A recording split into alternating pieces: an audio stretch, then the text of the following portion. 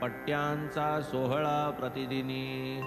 नसता हातास काहीही वेदना नित्य निष्कारण तयाची जोपासना